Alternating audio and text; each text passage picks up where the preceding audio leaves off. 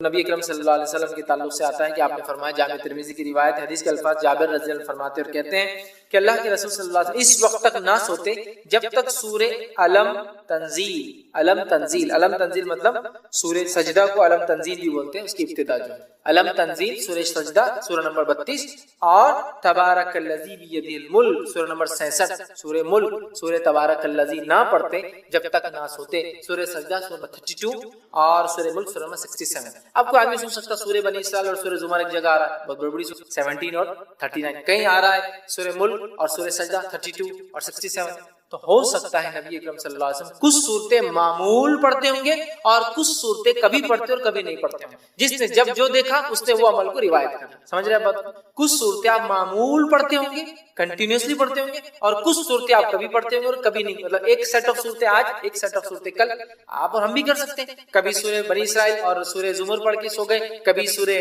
ملک اور سورہ سجدہ پڑھ کے سو گئے، ہے نا؟ اور آپ سے کچھ صورتیں مسلسل مکمل ہمیشہ سورہ اخلاص سورہ فلق سورہ ناس چھوٹی چھوٹی ہمیشہ، تو یہ آپ کا معمول الگ الگ وقتوں میں رہا ہوں گا، اور دیکھنے والے نے جب دیکھا اس نے وہ بات آپ کی روایت کر دی، یا واللہ عالم آپ سب ایک ساتھ کرتے ہیں، واللہ عالم اللہ ہی، ٹھیک ہے؟ تو بہرحال اس میں آتا ہے کہ آپ دو صورتیں مطلب الف لام میم تنزیل مطلب یہ سورہ سجدہ اور اس کے بعد تبارک الذی الملک سورہ نمبر 67۔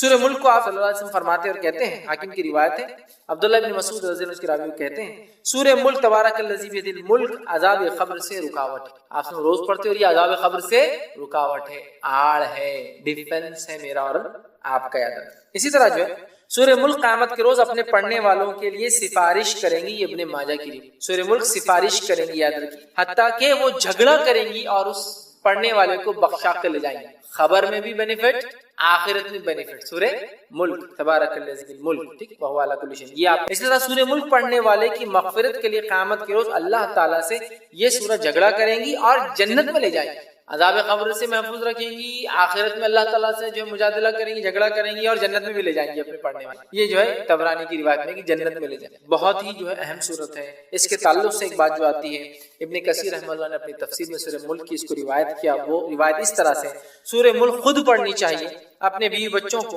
حتیٰ کہ اپنے پڑوسیوں کو بھی اس کی پڑھنے کی تلقین کرنا چاہیے، اور صحابہ ایسا کرتے تھے، خود پڑھتے تھے، اپنے بیوی بچوں کو بولتے تھے، اور اڑوس پڑوس میں بولتے تھے سورہ ملک پڑھا کرو۔ اس کے باوجود بھی اس کتاب سے جو بے رغبتی ہے، جو دوری ہے، یا اس کے علم کی جو کمی ہے، یا معاشرے میں جو اس پر عمل نہ کرنے کی روش ہے، یہ دیکھ کر لگتا ہے کہ فضائل ایک طرف رہ گئے، لوگوں نے اس کو اہمیت ہی نہیں دی، یا پھر فضائل کو سنا تو صحیح، صرف لفظاً لے لیا اور باقی اس کا معنی اس پہ عمل چھوڑ دیا، یا بس جس کو ہم کہتے ہیں کہ بس زبانی طور سے کہہ دیا کہ ہاں فلان بڑی فضیلت والی کتاب ہے، اور یہ بڑی کتاب ہے اور مقدس کتاب ہے، برکت والی کتاب ہے، لیکن بقیہ عمل میں وہ چیز نہ چھلکی، وہ چیز نہ دکھائی دی جو اس کا اصل مقصد تھا، یاد رکھیے قرآن کا۔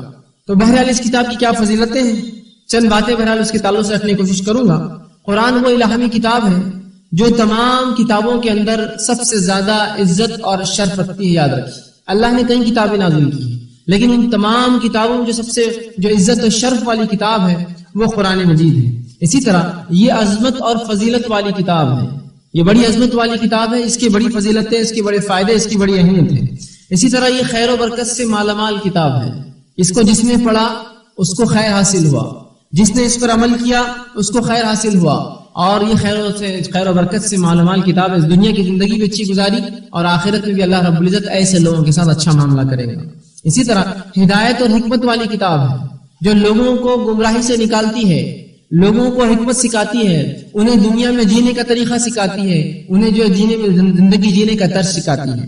اسی طرح یہ شک اور شبہ سے بالاتر کتاب ہے، اس میں کسی قسم کا شک اور شبہ نہیں ہے، جس کی گواہی خود رب العزت نے اپنی کتاب کی ابتدا میں دوسرے ہی جو ہے سورہ کے اندر دے دی، ذالک الکتاب لا ریب فیہ، کہ اس کتاب کے اندر کوئی شک اور شبہ نہیں ہے۔ اسی طرح حق اور باطل میں فرق کرنے والی کتاب ہے، یہ سچ اور جھوٹ میں فرق کرتی ہے، صحیح اور غلط میں فرق کرتی ہے، حلال اور حرام میں فرق کرتی ہے، اسی لیے اس کتاب کا ایک نام فرقان بھی ہے، فرق کرنے والی کتاب۔ اسی طرح جہالت کے اندھیروں کو دور کرنے والی اور توحید کے نور کو جو ہے چمکانے والی یہ کتاب ہے۔ جس قوم نے، جن لوگوں نے اس کتاب کو تھاما، جہالت کے اندھیرے ان سے ہٹ گئے اور توحید کے نور سے ان کی زندگیاں جو ہے منور ہوئی۔ اسی طرح ایمان لانے والوں کو خوشخبریاں سناتی ہے، جو لوگ اس کو ترک کرتے ہیں، جو ایمان نہیں لاتے اس پر، ان کو وعید کرتی ہے، نصیحت کرتی ہے کہ سدھر جاؤ، موقع ہے ابھی۔ اسی طرح بنی نوع انسانیت کے لیے یہ سب سے عظیم اور سب سے بڑی نعمت ہے. اس کی فضیلت میں اگر میں صرف ایک ہی بات رکھ دوں اور اپنے اس عنوان کو ختم کر دوں تو بھی اس کا حق ادا ہو جائے گا. اس کی فضیلت یہ ہے کہ جس رات یہ کتاب نازل ہوئی اس رات کو اللہ رب العزت نے اس رات کی عبادت کو 1000 مہینوں سے افضل قرار دے دیا. بس اس سے بڑی فضیلت تو کسی چیز کی ہو ہی نہیں سکتی کہ جس دن صرف اترے، ابھی عمل باقی ہے اس کا، جس دن صرف اترے، جس رات یہ کتاب صرف نازل ہوئی اس رات کی ایک عبادت کو اللہ رب العزت نے 1000 مہینوں سے افضل قرار دیا، 83 سال سے زیادہ کا جو ہے ثواب قرار دیا. میں سمجھتا ہوں اس سے آگے کوئی فضیلت بیان کرنے کی ضرورت نہیں اس کتاب کے تعلق سے، جس کا آنا ہی اتنا بڑا شرف لے کے آئے انسانیت کے لیے کہ 1000 مہینوں سے زیادہ کی عبادت کا ثواب دے جائے، جس کی گواہی رب العزت نے اپنی کتاب میں سورۃ القدر سورہ نمبر 97 آیت نمبر 1 سے لے کر 3 میں دی. انا انزلناه في ليلة القدر وما ادراك ما ليلة القدر ليلة القدر خیر من الف شہر، کہ ہم نے اس قرآن کو انا انزلناه في ليلة القدر ایک جو ہے قدر و منزلت والی رات میں اتارا. وما ادراک ما لیلۃ القدر، اے مسلمانوں کیا چیز ہے جو تمہیں سمجھائے لیلۃ القدر کیا ہے، اس کی اہمیت کیا ہے. لیلۃ القدر خیر من الف شہر، تمہاری موٹی عقلوں میں شاید یہ بات تو کم از کم آ جائے کہ لیلۃ القدر 1000 مہینوں سے افضل ہے، 1000 مہینوں سے بہتر ہے. اس سے زیادہ کیا ہے وہ ہم نہیں جانتے، لیکن اس سے زیادہ بہتر ہے کتنی، واللہ عالم بالصواب، اللہ ہی جانتا ہے. تو جس کتاب کے نازل ہونے کا یہ سبب ہو کہ جس رات یہ اتاری جائے، اگر اس رات کی عبادت کا یہ ثواب ہے تو میں سمجھتا ہوں اس کتاب کی فضیلت کیا ہو سکتی ہے. بس اندازہ ہی لگایا جا سکتا ہے، صرف گمان ہی کیا جا سکتا ہے کہ جس کا صرف اس دنیا میں آنا اس خیر کا باعث ہو کہ جس رات یہ اترے اس رات کو رب العزت 1000 مہینوں سے زیادہ افضل قرار دیتے اس رات کی عبادت کو. اور یہ رات میں سمجھتا ہوں ہم سب جانتے ہیں رمضان کے آخری عشرے کی طاق راتوں میں سے کوئی ایک رات تھی. یہ 21 بھی ہو سکتی ہے، یہ 23 بھی ہو سکتی ہے، یہ 25 بھی ہو سکتی ہے، یہ 27 بھی ہو سکتی تھی، اور اسی طرح 29 بھی ہو سکتی ہے. ان راتوں میں سے کوئی ایک رات میں نازل ہوئی یہ کتاب، اور اترنے کی وجہ، اترنے کے سبب سے اتنا یہ رات جو ہے باعث برکت ہو گئی کہ اللہ رب العزت نے قیامت تک کے آنے والے مسلمانوں کے لیے جو بھی ان 5 راتوں کو جاگ لے، اس میں ثواب کی نیت سے جاگے، اس میں اجر طلب کرنے کی نیت سے جاگے، عبادتیں کرے، اللہ رب العزت اس کو 1000 مہینوں سے زیادہ، 1000 مہینوں کو تبدیل کیجیے سالوں میں تو 83 سال 4 مہینے ہوتے ہیں. تو میں سمجھتا ہوں یہ کافی ہے. احادیث میں اس کی اتنی فضیلتیں آئی ہیں کہ میں تمام تر فضیلتوں کو جمع کیا ناممکن ہے کہ میں شاید اس کو کبھی پڑھ بھی پاؤں، کبھی سیکھ بھی پاؤں. اتنی فضیلتیں اس کتاب کی آئی ہیں. جہاں قرآن نے بھی اس کی فضیلتیں بیان کی، لیکن قرآن کا بیان مختصر ہے، 6,500 آیتوں پر مشتمل ہے، اس کا بیان اس کی فضیلتوں کا مختصر ہے. لیکن نبی اکرم صلی اللہ علیہ وسلم نے جب اس کی وضاحت کی اپنی احادیث میں، اتنا طویل بیان ہے، اتنا طویل بیان ہے کہ میں سمجھتا ہوں آج تک نہ کسی نے اس کو ایک جگہ جمع کیا، اور نہ ہی یہ ممکن ہو سکتا ہے کہ مکمل طور سے اس کے فضائل، اس کی برکتیں، اس کے فائدے، اس کی اہمیتوں کو ایک جگہ کبھی لایا جا سکے. تو احادیث کا احاطہ کرنا ناممکن جیسی بات یاد رکھیں. اتنی فضیلتیں اس کتاب کی. آئیے بس مختصر سی چند احادیث آپ کے سامنے رکھتا ہوں جو ایک قسم کا صرف نذرانہ ہوں گی کہ اگر یہ ابتدا ہے تو اس کی انتہا کیا ہوں گی. نبی اکرم صلی اللہ علیہ وسلم نے مختلف احادیث میں، صحیح بخاری کی روایت میں فرمایا، تم میں بہترین لوگ وہ ہے جو قرآن سیکھے اور اسے سکھائے. تم میں بہترین اور سب سے اچھے لوگ اور خیر لوگ وہ ہے جو قرآن کو سیکھتے ہیں اور دوسروں کو سکھاتے ہیں. تو گویا جو اس کو سیکھتا ہے اور دوسروں کو سکھاتا ہے وہ خیر ہے، وہ بہتر ہے شریعت کے اعتبار سے. اسی طرح صحیح مسلم کی روایت ہے، آپ صلی اللہ علیہ وسلم فرماتے ہیں قرآن سیکھنے کے لیے جو گھر سے نکلتا ہے اللہ رب العزت اس کے لیے جنت کا راستہ آسان کر دیتا ہے. جو قرآن سیکھنے کے لیے کوشش کرتا ہے، اپنے گھر سے نکلتا ہے، اللہ رب العزت ایسے شخص کے لیے جنت کا راستہ آسان کر دیتا ہے. اسی طرح اس کے فضائل میں یہ بات بھی آتی ہے جو سنن ابن ماجہ کی روایت ہے، آپ صلی اللہ علیہ وسلم فرماتے ہیں اور کہتے ہیں قرآن پڑھنے پڑھانے والے اللہ والے ہیں اور ان کے چہیتے بندے ہوتے اللہ. قرآن جو پڑھتے اور پڑھاتے ہیں یہ اللہ والے لوگ ہیں، اور اللہ سبحانہ تعالیٰ کی یہ لوگ چہیتے بندے ہوتے ہیں جو قرآن پڑھتے اور پڑھاتے ہیں. اندازہ لگائیے یہ وہ کتاب ہے جس کے پڑھنے سے اللہ کی چاہت، اللہ کی محبت حاصل ہوتی ہے. یاد رکھیے. اسی طرح آپ فرماتے ہیں صحیح بخاری کی روایت میں فرمایا قرآن کو بکثرت تلاوت کرنے والا قابل رشک ہے. ایسا آدمی جس پہ رشک کیا جا سکتا ہے، جس کے اوپر فخر کیا جا سکتا ہے، کاش کہ ایسا ہوتا. یا کیا آدمی ہے، کیا شخص ہے، کیا انسان ہے قرآن پڑھتا ہے. رشک کیا جا سکتا ہے جو قرآن کی تلاوت کرتا ہے. اسی طرح صحیح مسلم کی روایت آپ صلی اللہ علیہ وسلم فرماتے ہیں قرآن کی بکثرت تلاوت کرنے والا قیامت کے روز مخرب فرشتوں کے ساتھ صف میں کھڑا ہوگا. قرآن کی جو بکثرت تلاوت کرتا ہے وہ شخص روز قیامت اللہ کے جو مخرب فرشتے ہوں گے، خاص فرشتے ہوں گے، ان فرشتوں کے ساتھ اس کا شمار ہوگا. اندازہ لگائیے.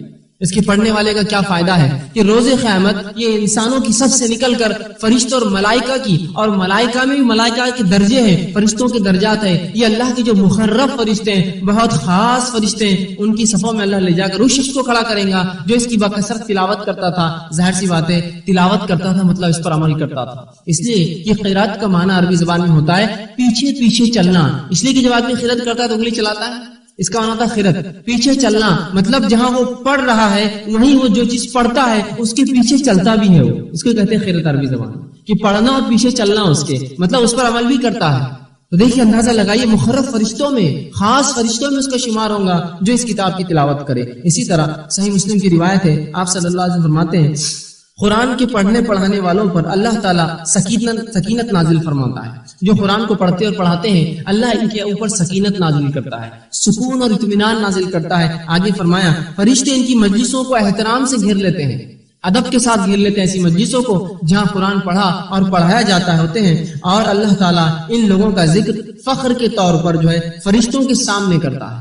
جب قرآن کسی مجلس سے پڑھا جاتا ہے یا لوگ پڑھاتے ہیں، ایسی مجلسوں کو فرشتے گھیر لیتے ہیں اور ایسے لوگوں پر سکینت نازل ہوتی ہے، اور فرشتے جو ہے اللہ سبحانہ تعالیٰ ایسے لوگوں کا تذکرہ جو اس کتاب کو پڑھتے اور پڑھاتے ہیں آسمانوں میں فرشتوں کی مجلس میں فخر کے طور پر کرتا ہے، فخر کے ساتھ کہ یہ میرے بندے ہیں، دیکھو کیسے کلام پڑھتے ہیں، میرا فخر کے ساتھ کرتا ہے۔ تو گویا اللہ رب العزت جن لوگوں کی وجہ سے فخر کرے ان لوگوں کا کیا مقام ہوگا، اللہ کے کتنے مقرب اور چہیتے لوگ ہوں گے۔ اسی طرح طبرانی کی روایت ہے، آپ صلی اللہ علیہ وسلم فرماتے ہیں قرآن کا ایک سرا اللہ کے ہاتھ میں ہے، قرآن کا ایک سرا اللہ کے ہاتھ میں اور دوسرا سرا اہل ایمان کے ہاتھ میں ہے۔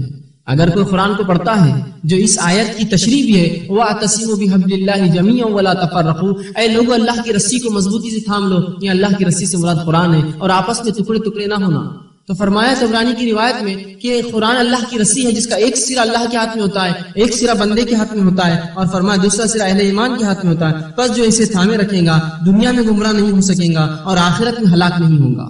تو جو اس رسی کو تھام لے جس کا ایک سرا اللہ کے ہاتھ میں ایک سرا اس کے ہاتھ میں ہوگا تو دنیا میں بھی گمراہی نہیں آئیں گی اور آخرت میں بھی وہ ہلاک اور برباد نہیں ہوگا۔ یہ ان لوگوں کے قول کے رد میں ہے جو لوگ یہ کہتے ہیں کہ قرآن پڑھنے سے انسان گمراہ ہوتا ہے۔ رب العزت اور اس کا نبی تو دیکھیے کیا فرما رہے کہ جو اس کتاب کو پڑھتا ہے تو گویا ایک حصہ اللہ کے ہاتھ میں رسی کا اور دوسرا حصہ انسان کے ہاتھ میں۔ اب اندازہ لگائیے رب کی رسی کو پکڑنے والا کیا گمراہ ہو سکتا ہے؟ بہرحال اسی طرح اس کے فضائل بہرحال کئی ہیں۔ جامع ترمذی کی ایک روایت آتی ہے جس میں اللہ کے رسول صلی اللہ علیہ وسلم فرماتے ہیں قرآن کی تلاوت کرنے والا اگر تلاوت کرتا ہے تو ہر حرف پر اسے 10 نیکیاں ملتی ہے، ہر حرف پہ اسے 10 نیکیاں ملتی ہے۔ اور آپ نے فرمایا میں یہ نہیں کہتا ہوں کہ الف لام میم ایک حرف ہے بلکہ الف حرف ولام حرف ومیم حرف، الف لام میم 3 حرف ہے، اس کا مطلب 30 نیکیاں ملتی ہے، ہر حرف پڑھنے پہ نیکی ملتی ہے۔ اور ایک نیکی کا کیا معاملہ ہوگا، ایک نیکی جو ہے کیا اجر دے سکتی ہے، ایک نیکی کیا کر سکتی ہے؟ بہرحال میں یہ کہوں گا صرف عام زبان میں جو کچھ دنیا میں اور جو کچھ کائنات میں ہے وہ سب بھی ایک پلڑے میں رکھ دیا جائے اور ایک نیکی ایک پلڑے میں رکھ دی جائے تو یاد رکھیے وہ تمام چیزیں مل کر بھی اس ایک نیکی کو خرید نہیں سکتے، یہ ایک نیکی ہوتی ہے، اس کا یہ فائدہ ہوتا ہے۔ تو قرآن کا حرف پڑھنے والے کو 10 نیکیاں ملتے ہیں، ہر حرف پڑھنے پہ 10 نیکیاں ملتی ہے۔ سبحان اللہ کتنے اس کے فضائل ہیں۔ تو ایسے اس کے فضائل یاد رکھے بیان کرنا مشکل ہی ناممکن ہے۔ چند فضائل میں نے آپ کے سامنے رکھنے کی بہرحال کوشش کی۔ اسی طرح قرآن کے فضائل کے اندر اس کے چند اہم فضیلتیں میں آپ کے سامنے رکھوں گا۔ آج کے اس میرے عنوان میں میرا مقصد یہ نہیں ہوگا کہ میں جس طرح سے ابھی میں نے کچھ 8-10 فضیلتیں گنوائی ایسی فضیلتیں گناؤں، میں ایسی بڑی بڑی فضیلتیں گنوانے کی کوشش کروں گا جو دنیا میں فائدے کا باعث ہوں گی، مرنے کے بعد خبر کی زندگی میں فائدے کا باعث ہوں گی اور آخرت میں فائدے کا باعث ہوں گی۔ اور اس کو چھوڑنے سے دنیا میں کیا نقصان ہوگا، مرنے کے بعد خبر میں کیا نقصان ہوگا اور آخرت میں کیا نقصان ہوگا، وہ بڑی بڑی باتیں، وہ بڑے بڑے فضائل آپ کے سامنے انشاءاللہ عزیز میں اللہ کی کتاب اور اس کے رسول صلی اللہ علیہ وسلم کی سنت سے آج رکھنے کی بہرحال کوشش کروں گا۔ سب سے پہلی چیز تو یہ قرآن کتاب ہدایت ہے، قرآن کتاب ہدایت ہے، معنی یہ ہے یہ وہ کتاب ہے جو گمراہی سے لوگوں کو نکالتی ہے اور سیدھے راستے پر لے آتی ہے۔ تو قرآن کتاب ہدایت ہے اور یہ اس کا بنیادی مقصد ہے انسانیت کو ہدایت دینا۔ اس لیے کہ نبی اکرم صلی اللہ علیہ وسلم جب آئے، آپ صلی اللہ علیہ وسلم نے جو اپنی قوم کو دعوت دی سب سے پہلے ان کو گمراہیوں سے نکالا اور ہدایت کی طرف لے آئے۔ تو قرآن کتاب ہدایت ہے، یہ اس کا بنیادی مقصد ہے کہ بنی نوع انسانیت کو، انسانوں کو ہدایت کی طرف بلائے، ہدایت کی طرف لے کے آئے، انہیں ہدایت دے، انہیں صراط مستقیم بتائے، انہیں صحیح راستہ بتائے، انہیں برائی سے روکے اور ان کو وہ راستہ بتائے جو جنت تک جاتا ہے۔ تو قرآن کتاب ہدایت ہے، یاد رکھیے، اور اس کا پڑھنے والا سوا ہدایت کے اس سے کچھ حاصل نہیں کرتا، یاد رکھیے۔ اس کے رد میں جو لوگ کہتے ہیں کہ قرآن سے گمراہی آتی ہے، میں تفصیل میں انشاءاللہ عزیز آخر میں وہ شبہات اور شکوک جس کی وجہ سے لوگ قرآن پڑھنے سے آج دور رہ رہے رکھنے کی انشاءاللہ العزیز میں ضرور کوشش کروں گا۔ تو قرآن کتاب ہدایت ہے۔ اللہ رب العزت فرماتا ہے سورہ انعام سورہ نمبر 6 آیت نمبر 157 میں، اور کہتا اور فرماتا ہے فَقَدْ جَاءَكُمْ بَيِّنَةٌ مِّن رَبِّكُمْ وَهُدًى وَرَحْمَةٌ، کہ نبی صلی اللہ علیہ وسلم آپ کے پاس آپ کے رب کی طرف سے بینۃ ایک کھلی دلیل اور نشانی آ چکی ہے، من ربکم وہدی اور ہدایت آ چکی ہے، ورحمہ اور رحمت آ چکی ہے۔ تو قرآن ایک دلیل ہے، قرآن ہدایت ہے، قرآن اللہ کی طرف سے رحمت ہے، یاد رکھیے۔ اسی طرح اللہ رب العزت سورہ نحل سورہ نمبر 27 آیت نمبر 77 میں فرماتا اور کہتا ہے وَإِنَّهُ لَهُدًى وَرَحْمَةٌ لِّلْمُؤْمِنِينَ، یہ قرآن تو اے نبی ہدایت ہے مومنین کے لیے، ایمان لانے والوں کے لیے قرآن ہدایت ہے۔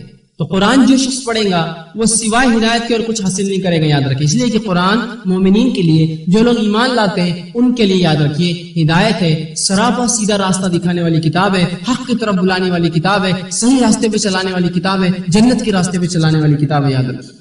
اور اس کی مثالیں ان گنت ہم کو نبی اکرم صلی اللہ علیہ وسلم کی زندگی میں ملتی ہے، جو بیان کرنا محال ہے کہ کس طرح سے صحابہ نے قرآن سنا، متاثر ہوئے، ایمان لائے، اور ان کی زندگیاں جو جہالت میں تھی، گمراہی میں تھی، وہ کیسی تبدیل ہوئی، اور اس کتاب کو جب اپنے ہاتھوں میں لے لیا تو کیسے دنیا کو انہوں نے بدل دیا اور تبدیل کر دیا۔ وہ شخص جو ریگستان کے اندر بکریاں چرائے، کون ہے جو اس کا نام آج لے؟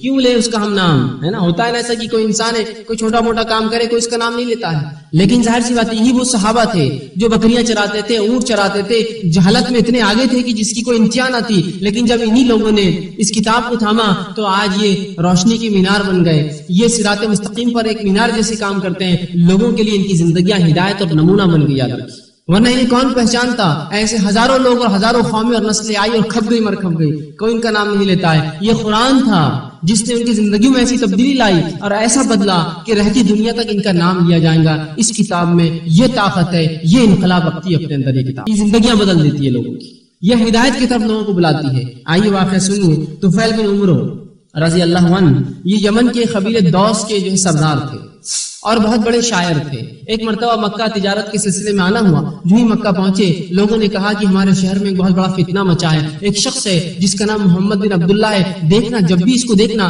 کانوں میں انگلیاں ڈالنا اور بھاگ جانا، اس کی بات نہ سننا، اس کی بات سنتے ہی تم گمراہ ہو جاؤ گے۔ طفیل بن عمرو کہتے ہیں کہ میں اللہ کے رسول صلی اللہ علیہ وسلم جب بھی دیکھتا بھاگ جاتا نکل کر، اگر بازار میں وہ ایک طرف سے آتے تو میں دوسری طرف سے نکل پڑتا، اگر وہ دوسری جانب ہوتے تو میں ادھر سے بھاگ جاتا، اور کبھی ایسا ہوتا کہ قریب آ جاتے تو میں نے روئی اپنے پاس رکھی تھی، نکالتا اور روئیوں کو جو ہے کانوں میں ڈال لیتا، کہیں یہ محمد کوئی بات نہ کہہ دے صلی اللہ علیہ وسلم اور میں گمراہ نہ ہو جاؤں اچانک۔ وہ کہتے ہیں کہ ایسا میں بہت دنوں تک کرتا رہا۔ اس کے بعد ایک مرتبہ انہوں نے اپنے آپ سے سوچا میں ایک شاعر ہوں، میں لوگوں کے کلام جانتا ہوں، میں کاہنوں کے کلام جانتا ہوں، میں مجنون کے کلام جانتا ہوں، پاگل لوگ کیسا کرتے ہیں، شاعر لوگ کیسی بات کرتے ہیں، کاہن لوگ کیسی پھسپھساتے اور جادو کرتے ہیں، میں جادوگروں کے کلام کو جانتا ہوں، پھر یہ محمد صلی اللہ علیہ وسلم کا ایسا کیا ہوں گا جو میں سن کر گمراہ ہو جاؤں گا۔ چلو ایک بار یہ سوچ کر تھوڑی عقل نے ان کا ساتھ دیا، اس بہکاوے سے نکلے وہ قوم کی، اور ایک مرتبہ گئے اور کہا دیکھو اے محمد صلی اللہ علیہ وسلم، لوگوں نے تمہارے بارے میں مجھے ایسا ایسا اور ایسا بتایا ہے، فلاں فلاں چیزیں بتائی ہیں، اور میں اب تک تم سے بھاگتا رہا، لیکن ایسا کیا کلام ہے تمہارے پاس جس کو سنا کر تم لوگوں کو بہکاتے ہو، ذرا مجھے بھی سناؤ، اس لیے کہ میں بھی ایک شاعر ہوں۔ آپ صلی اللہ علیہ وسلم نے کہا کیا تم اپنا کلام پہلے سناؤ گے یا مجھ سے کچھ سنو گے؟ تو کہا پہلے میں کچھ سنانا چاہتا ہوں، تو کہا سناؤ۔ انہوں نے خوب شاعری کی، آپ صلی اللہ علیہ وسلم سنتے رہے۔ اس کے بعد کہا میں اب اپنا کلام سناؤں، تو کہا سنائیے۔ آپ صلی اللہ علیہ وسلم نے سورہ اخلاص، سورہ فلق، سورہ ناس تلاوت کی، صرف یہ 3 چھوٹے چھوٹے سورے تلاوت کی، تینوں سورے سنتے ہی یہ پریشان ہو گئے، ہکا بکا رہ گئے، ہوش اڑ گئے ان کے کہ یہ کیا کلام ہے، میں شاعر ہوں، میں جانتا ہوں کہ کوئی انسان ایسا کلام نہیں لکھ سکتا، اتنا فصیح، اتنا بلیغ، اتنی ترتیب، اتنی اس کی جمع، اتنا معنی خیز، اس طرح کا کلام کوئی انسان نہیں لکھ سکتا۔ وہ کہتے کہ میں اسی روز نبی اکرم صلی اللہ علیہ وسلم پر ایمان لا لیا۔ گمراہ نہیں ہوئے وہ سن کر، بگڑ نہیں گئے وہ سن کر، زندگی برباد نہیں ہوگی ان کی، کسی گمراہ فرقے میں شمار نہیں ہوگا قرآن سنتے ہی، بلکہ حق کی طرف آگے فوراً سنتے ہی 3 چھوٹی چھوٹی صورتیں سنی صرف۔ اسی طرح نبی اکرم صلی اللہ علیہ وسلم کے دور جہالت میں ایک دوست تھے جن کا نام زماد ازدی رضی اللہ عنہ آتا ہے۔ یہ نبی اکرم صلی اللہ علیہ وسلم کے دوست تھے، اور ہوا یوں کہ جب آپ صلی اللہ علیہ وسلم نے اسلام کی دعوت دی تو اس کے بعد ان کی ملاقات ہوئی، پہلے دوستانہ تھا، پھر نبی بنے رسول اللہ تو ان کو پتہ نہیں چلا۔ اس کے بعد جب ایک بار آئے ہو تو لوگوں نے بتایا کہ تمہارا دوست جو محمد صلی اللہ علیہ وسلم ہے یہ تو گمراہ ہو گیا، بگڑ گیا، مجنون ہو گیا، پاگل ہو گیا، شاعر ہو گیا اور بے دینی پھیلا رہا ہے، لوگوں کو جو ہے ہمارے آباء و اجداد کی دین سے الگ کر دے رہا ہے۔ اور یہ جھاڑ پھونک کرتے تھے اس زمانے میں، دور جہالت میں لوگوں کی علاج کرتے جو مجنون ہو جاتے ہیں۔ یہ کافی دن تو رسول اللہ صلی اللہ علیہ وسلم نہیں ملے، کہیں میں بھی نہ بھٹک جاؤں مل کر ان سے۔ لوگ واقعی میں اگر اتنا ڈر رہے تو کچھ نہ کچھ بات تو ہوں۔ ایک مرتبہ سوچا میں خود ایک جو ہے کاہن ہوں، میں خود جو ہے جھاڑ پھونک کرتا ہوں، مجھے کیا کوئی بہکائے گا؟ ہو سکتا ہے کہ محمد صلی اللہ علیہ وسلم مجنون پاگل ہو چکے ہوں، ان کے اوپر کوئی جن سوار ہو چکا ہو، تو میں کیا کرتا ہوں ایک بار جا کر ان کا علاج کر دیتا ہوں، اور علاج جب کر دوں گا تو میرا نام بہت مشہور ہو جائے گا کہ میں نے محمد بن عبداللہ جو کہ ولی عہد کے قریش کے ابو طالب کے بعد نبی اکرم صلی اللہ علیہ وسلم اس قبیلے کے سردار بننے والے تھے، تو میرا نام بھی خوب روشن ہو جائے گا کہ میں نے جو ہے قریش کے ولی عہد کا علاج کیا۔ اس نیت سے ایک دن گئے اور کہا ہے محمد صلی اللہ علیہ وسلم اگر تم مجنون ہو گئے ہوں گے، تم پر جن کوئی سوار ہو گیا ہوگا تو میں اتار دیتا ہوں اس جن کو، لیکن ایک شرط پر، میرا نام تم بعد میں لینا کہ میں نے تمہارا علاج کیا جب تم سردار بن جاؤ گے، بڑے آدمی بن جاؤ گے۔ کہا اچھا، تو کہا کیا تم اپنا کلام پیش کرو گے یا میں پڑھ کر سناؤں؟ تو کہا آپ ہی پڑھ کر سنائیے۔ نبی اکرم صلی اللہ علیہ وسلم نے خطبہ حاجت شروع کی، ان الحمدللہ نحمدہ، اور اس کے بعد چند آیتیں ہی تلاوت کی تھی۔ یہ اتنے متاثر ہوئے ان آیتوں کو سن کر کہا یہ کاہن کا کلام نہیں ہو سکتا۔ پہلے جو صحابی تھے وہ شاعر تھے، سمجھ گئے شاعری نہیں ہے۔ دوسرے جو تھے یہ کاہن تھے، کہا یہ کاہن کا کلام نہیں ہے، یہ حق بات ہے، یہ رب کا کلام ہے، اور انہوں نے ایمان لے اللہ کے رسول صلی اللہ علیہ وسلم پر۔ اس لیے میں کہہ رہا ہوں یہ کتاب ہدایت ہے۔ اسی طرح عمر بن خطاب رضی اللہ عنہ، کون انہیں نہیں پہچانتا؟ اور ان کی اسلام دشمنی ایمان سے پہلے کون نہیں جانتا کہ نبی اکرم صلی اللہ علیہ وسلم کا سر قلم کرنے نکلے تھے، نہ رہیں گا بانس نہ بجیں گی بانسری، ختم ہی کر دیتا ہوں محمد صلی اللہ علیہ وسلم کو۔ کبھی اس کو بہکا دیتے، کبھی اس کو بہکاتے، کبھی اس کے بیٹے کو بہکاتے، کبھی اس کے باپ کو، معاملہ ہی ختم کرتا ہوں۔ اس حد تک دشمن تھے۔ یہ کہتے ایمان لانے کے بعد پہلی بار جو ایمان کی کچھ رونق یا چمک میرے ذہن میں آئی تھی وہ اس وقت آئی تھی جب میں خاموشی سے ایک مرتبہ رات کے اندھیرے میں گیا اور نبی اکرم صلی اللہ علیہ وسلم کعبے کے پاس کھڑے تھے اور نماز پڑھ رہے تھے، اور میں سننے لگا غور سے جس میں نبی اکرم صلی اللہ علیہ وسلم سورہ حاقہ تلاوت کر رہے تھے۔ جب میں نے وہ کلام سنا تو میں نے کہا شاید یہ کوئی شاعر ہے۔ سورہ حاقہ کی نبی اکرم صلی اللہ علیہ وسلم وہ آیت تلاوت کی جس میں اللہ نے کہا کہ یہ شاعر کا کلام نہیں ہے، بہت کم تم جو ہے اللہ کا ڈر رکھتے ہو۔ عمر بن خطاب رضی اللہ عنہ نے کہا ارے یہ تو میں نے سوچا تھا اور اس نے اپنے منہ سے ادا کر دیے کلام، ہو سکتا ہے یہ کاہن ہو۔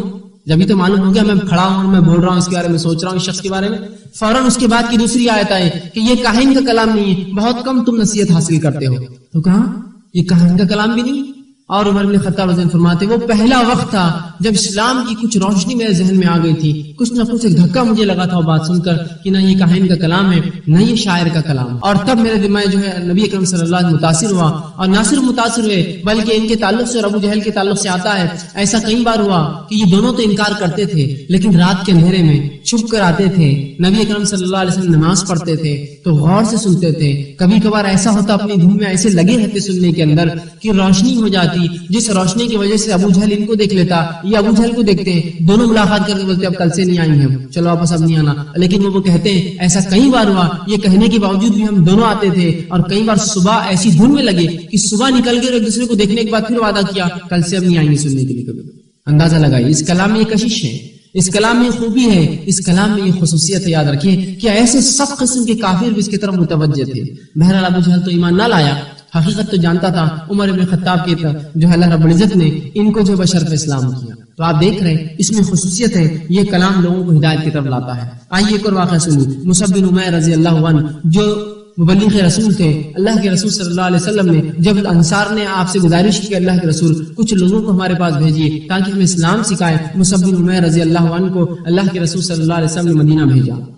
یہ جب مدینہ گئے اور وہاں جب دعوت اسلام دینے لگے تو ایک شخص جن کا نام اسید بن حزیر آتا ہے یہ وہاں آیا جو کہ اپنی قوم کا سردار تھا، اور آ کر کہا کہ تم مصعب بن عمیر تم مدینے میں فتنہ مچا رہے ہو جیسا تمہارا ساتھی مکے میں فتنہ مچا رہا ہے، لہٰذا اگر تم نے میری قوم سے بات کی یا منہ کھولا تو میں بہت برا انجام کروں گا، تمہارا یاد رکھنا۔ تو مصعب بن عمیر رضی اللہ عنہ یہ اللہ کے رسول صلی اللہ علیہ وسلم کے شاگرد تھے، آپ حکمت جانتے تھے۔ کہا اچھا ایک کام کرو اسید تم میرا کچھ بات تو سن لو، اگر صحیح لگے تو ماننا، نہ لگے تو انکار کر دو۔ اسید نے کہا بات تو بہت صحیح بول رہے تم، پسند آئی تو مان لوں گا، نہ ہی تو بہت برا حال کروں گا، لیکن کہا جو چاہے کرو، ٹھیک ہے سن تو لو میری بات۔ کہا انصاف کا تقاضا تو یہی ہے کہ میں نے اب تک سنی نہیں، لوگوں نے مجھے کہا کہ تم ایسا کرتے ہو، چلو سن لیتا ہوں، اگر اچھی ہوئی تو قبول کر لوں گا، وعدہ نہیں کرتا ہوں، لیکن کہا ٹھیک ہے آؤ سنو۔ وہ بیٹھے اور آپ نے ان کے سامنے قرآن تلاوت کرنا شروع کیا۔ جب تھوڑا ہی قرآن پڑھا تھا تو یہ اتنے متاثر اور کہا سبحان اللہ، اتنا پیارا کلام، اتنی اچھی بات، اتنی زبردست بات، یہ انسانی کلام نہیں ہو سکتا، یہ کلام پر میں بھی ایمان لاتا ہوں، اس کلام کو میں بھی قبول کرتا ہوں، اور صرف میں قبول نہیں کرتا ہوں، اپنی قوم کو دعوت دوں گا۔ وہاں سے اٹھ کر اپنی قوم میں گئے اسید بن حضیر رضی اللہ عنہ، اور اپنی قوم سے اعلان کیا کیا میں تمہارا سردار نہیں؟ تو کہا ہاں تم ہمارے سردار ہو۔ کہا جس چیز کو میں یقین کروں، جس پر ایمان لاؤں، کیا تم ایمان نہ لاؤ گے؟ اتنی جسارت کرو گے میرے سامنے؟ کہا نہیں، جس چیز پر تم ایمان لاؤ گے ہم بھی ایمان لائیں گے۔ کہا تو پھر میں ایمان لایا محمد صلی اللہ علیہ وسلم، تم سب لے آؤ، اور پوری قوم ایک ساتھ جو بشر پہ اسلام ہو، پورا کا پورا قبیلہ ایک ساتھ مسلمان بن گیا۔ سوال یہ تو سب سے جاہل لوگ تھے، اتنی بری بری رسومات کرتے کہ جس کی کوئی امتحان نہیں۔ ادھر فارس تھا، ادھر روم حکومت تھا، دونوں ان پر حکمرانی نہیں کرنا چاہتے تھے ان کی جو ہے جہالت کی وجہ سے۔ وہ قوم دیکھیے اس کلام کو سمجھ رہی ہے، اس کی طرف متوجہ ہو رہی ہے۔ ان لوگوں کے قول کا پھر کیا جو کہتے ہیں قرآن پڑھنے سے گمراہی آتی ہے، لوگ ہدایت سے ہٹ جاتے ہیں، گمراہ ہو جاتے ہیں۔ یہاں تو لوگ ہدایت کی طرف جوگ آ رہے ہیں اس کلام کو سن کر۔ اس کلام میں یہ خصوصیت یاد رکھیں، اس کلام میں خصوصیت ہے کہ لوگ اس کی طرف آتے ہیں۔ ہاں جن کے مفادات اڑتے ہیں آپ کی ہدایت سے اور میری ہدایت سے، ان کو تو اس سے چوٹ لگتی ہے کہ لوگ کیسے پڑھ لیتے ہیں اس کو، ہدایت کی طرف آتے ہیں۔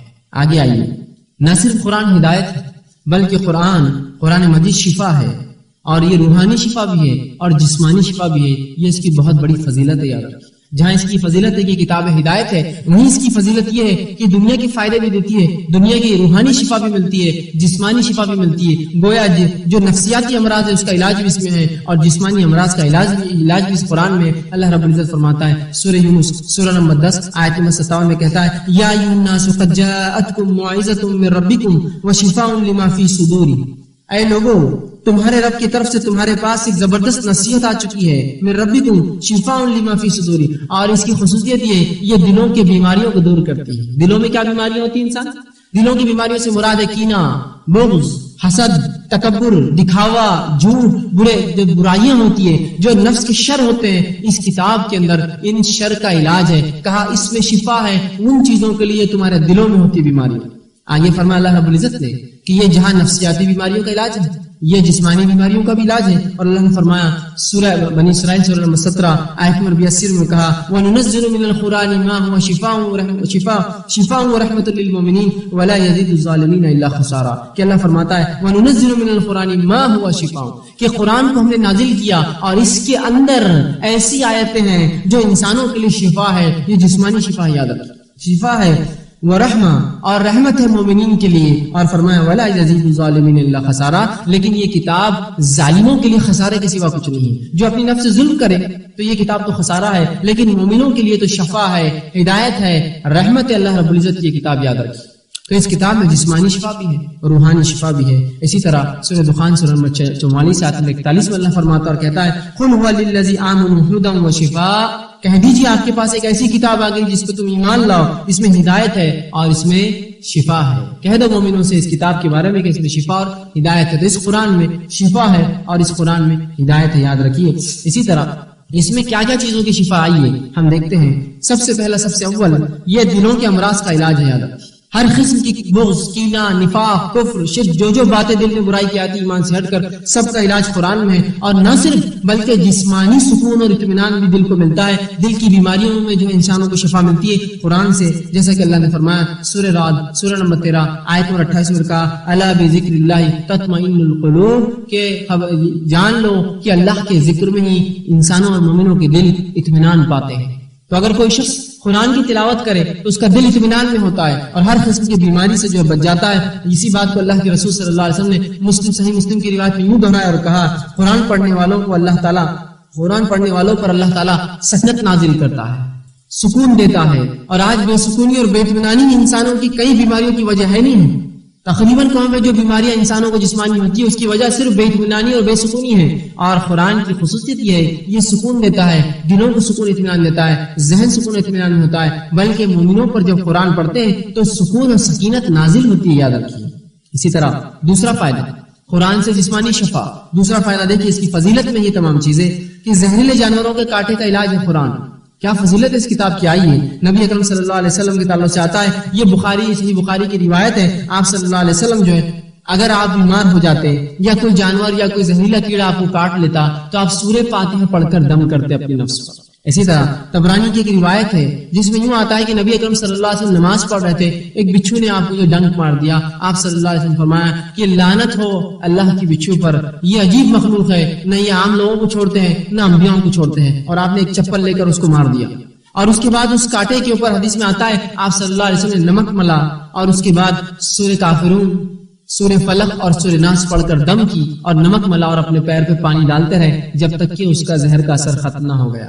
تو پتہ چلا اس میں جسمانی شفا بھی ہے کہ اگر کوئی جانور یا کیڑا انسان کو کاٹ لے, جہاں ہم دوا کرے, دوا کے ساتھ سورۃ الفاتحہ, سورہ کافرون, سورہ فلق اور سورہ ناس پڑھ کر دم کیجئے, دیکھیے اس سے بھی جو اس کا اثر ضائع ہو جاتا ہے, کم ہو جاتا ہے, سکون ہوتا ہے, انسان کو اطمینان حاصل ہوتا ہے. یہ اس کی فضیلت ہے, یاد رکھیے اس کتاب. اسی طرح جنون اور مرگی کے مرض کا قرآن علاج ہے, یاد رکھیے. جس کو مرگی ہوتی ہے, ایپیلیپسی بولتے ہیں, جنون جس کو ہوتا ہے, پاگل پن سوار ہو جاتا ہے, اس کے تعلق سے یہ تیسری فضیلت ہے. ابو داؤد کی سنن ابو داؤد کی روایت ہے, آپ صلی اللہ علیہ وسلم فرماتے ہیں جنون اور مرگی کی بیماری میں روزانہ صبح اور شام 3 مرتبہ سورہ فاتحہ پڑھ کر انسان اپنے نفس پہ دم کرے. جس کو جنون ہے, جس کو مرگی ہے, وہ شخص 3 مرتبہ رسول اللہ صلی اللہ علیہ وسلم فرماتے ہیں صبح اور شام سورہ فاتحہ پڑھ کر اپنے نفس پر دم کرے. دم سمجھتے ہیں نا آپ, ایسا پھونکنا کہ اس میں تھوڑا تھوک اڑے اور انسان پھر اس کو ملے اپنے آنکھ پر یا ان اعضاء پر جس پہ تکلیف ہے. تو اندازہ لگائیے کیا فائدے اس قرآن کے, کہ سورۃ الفاتحہ پڑھنے کے اتنے فائدے ہیں. اسی طرح چوتھا فائدہ جو جسمانی بیماری کے اعتبار سے وہ یہ کہ تمام بیماریوں کا علاج جو ہے قرآن میں ہے, اور نبی اکرم صلی اللہ علیہ وسلم فرماتے ہیں, صحیح مسلم کی روایت ہے, سورۃ الفاتحہ پڑھ کر جو چیز اللہ سے طلب کی جائے اللہ سبحانہ تعالیٰ عطا فرماتا ہے. سورۃ الفاتحہ پڑھ کر جو چیز اللہ سے طلب کی جائے اللہ عطا فرماتا ہے. اسی طرح دوسری روایت میں فرمایا, صحیح مسلم کی یہ بھی حدیث ہے, سورۃ البقرہ کی آخری 2 آیتیں جو شخص پڑھ لے اور پڑھ کر اللہ سے کچھ طلب کرے, اللہ رب العزت اس کو عطا فرما دیتا ہے جو اس نے طلب کیا ہے. اب بہت سی مرتبہ ایک سوال میرے اور آپ کے ذہن میں آتا ہے, کیا واقعی میں ایسا کرنے سے فائدہ ہوگا؟ جس وقت ہم نے یہ سوچا اس وقت اب ہم کو فائدہ نہیں دے گا یہ کلام. یہی تو خصوصی اس کلام جس پر ایمان ہو تب یہ ہوتا ہے. جس طرح سے ایک انسان دواخانے جاتا ہے, ڈاکٹر کے پاس جاتا ہے, مجھے بتائیے اتنے لوگ یہاں بیٹھے ہیں, اس میں وہ لوگ بھی ہوں گے جو میڈیکل شعبے سے تعلق رکھتے ہیں, وہ بھی ہوں گے جو سادے لوگ ہیں. آج تک کسی ڈاکٹر نے آپ کو کوئی دوا لکھ کر دی ہو اور کبھی آپ نے پوچھا ہو کیا یہ دوا اسی مرض کی اور چیک کیا ہو کراس ویریفیکیشن؟ ایسا کوئی ایک شخص کی میں نے چیک کیا تھا ایک بار کہ میرے کو دوا دیے تھے, جا کر پورا کنٹینٹ چیک کیا, دیکھا, جانچا, تب کھایا. بتائیے کوئی ایک واقعہ ایسا کہ آپ نے آج تک کیا, بتائیے مجھے کوئی ہے سمجھ میں نے آج تک کئی بار پوچھا کسی نے نہیں کہا. تو یہ ایمان چاہیے اللہ کی کتاب کے ساتھ, تب وہ کتاب اثر دکھائیں گی اپنا. شک شبہ کی بات تو ختم ہو گیا معاملہ. پھر جیسا ڈاکٹر پہ اعتماد کیا کہ نہیں انہوں نے دیا ہوں گا تو سچ ہی دیا ہوں گا, بعد میں ریئیکشن ہوں گا, بعد میں کیا کیا ہوگا بعد میں پتا چلا, تب تو اعتماد کیا ہے نا, کیا نہیں کیا. تو ویسے اللہ کی کتاب چاہتی ہے کہ لوگ ایسے ہی اعتماد کرے. جب ایمان لائے اس پر تو یقین کرو پھر اس میں چیز ہے, شک کرو گے تو پھر علاج نہیں ہو سکتا, پھر معاملہ ہاتھ سے گیا. یا پھر چلو اب سب کر لیا تو یہ بھی کر کے دیکھتے ہیں, پھر یہ اپنا اثر نہیں دکھاتی ہے. اس کو وہ ایمان چاہیے, وہ عقیدہ چاہیے, پھر دیکھیے اس کا اثر کیسا ہوتا ہے اس کتاب کا. اسی طرح 5ویں چیز جو اس کا جسمانی فائدہ ہے, جو انسان مرنے کے قریب ہوتا ہے, موت کے قریب ہوتا ہے, یہ موت کی تکلیف کو بھی دور کرتی ہے. نبی اکرم صلی اللہ علیہ وسلم کے تعلق سے آتا ہے, صحیح بخاری کی روایت ہے, ماں عائشہ رضی اللہ عنہ فرماتی ہے نبی اکرم صلی اللہ علیہ وسلم کی جب موت کا وقت قریب تھا, آپ کی زبان لڑکھڑا رہی تھی, پڑھنا مشکل تھا, آپ نے مجھے حکم دیا کہ میں معوذتین سورہ فلق اور سورہ ناس پڑھ کر دم کروں, اور میں اللہ کے رسول صلی اللہ علیہ وسلم پر یہ دونوں صورتیں دم کرتی, اپنے ہاتھ پر پھونک کر نبی اکرم صلی اللہ علیہ وسلم کے جسم پر ہاتھ پھیرتی. تو موت کی تکلیف بھی اس سے دور ہوتی, یاد رکھیے. ہر بیماری کا یاد رکھیے علاج ہے. اسی طرح نظر بد سے بھی جو قرآن پڑھنے سے انسان بچ جاتا ہے, یہ اس کا 6واں فائدہ ہے کہ نظر بد کا علاج جامع ترمذی کی روایت ہے, ابو سعید رضی اللہ عنہ حدیث کے راوی فرماتے ہیں کہ آپ صلی اللہ علیہ وسلم بعض دعاؤں کے ذریعے شیاطین سے اور جو ہے جنوں سے اور نظر بد سے دعائیں جو اپنے آپ کی حفاظت کیا کرتے تھے. لیکن جب اللہ نے معوذتین نازل کر دی, سورہ فلق اور سورہ ناس نازل کر دی, تو رسول اللہ نے پھر وہ تمام دعائیں چھوڑ دی اور آپ یہ 2 دعائیں ہی پڑھا کرتے تھے. تو پتہ چلا یہ نظر بد کا علاج ہے. اسی طرح جو ہے یہ شیطان سے حفاظت کا علاج ہے, گویا انسان اس کو پڑھ لے تو اللہ کی حفاظت میں چلا جاتا ہے. اسی طرح سنن ابو داؤد کی ایک روایت ہے, آپ صلی اللہ علیہ وسلم فرمایا کہ پناہ مانگنے کی دعاؤں میں سب سے بہتر دعا معوذتین ہے. جب اللہ میں پناہ مانگو تو سب سے بہترین دعا جو میں اور آپ کر سکتے ہیں, چاہے موذی جو ہے زہریلے جانوروں سے ہو, درندوں سے ہو, بیماریوں سے ہو, تکلیف سے ہو, کہا کسی چیز سے اگر پناہ مانگنا اللہ سے تو سب سے بہترین دعا سورہ فلق اور سورہ ناس سے, یاد رکھیے معوذتین.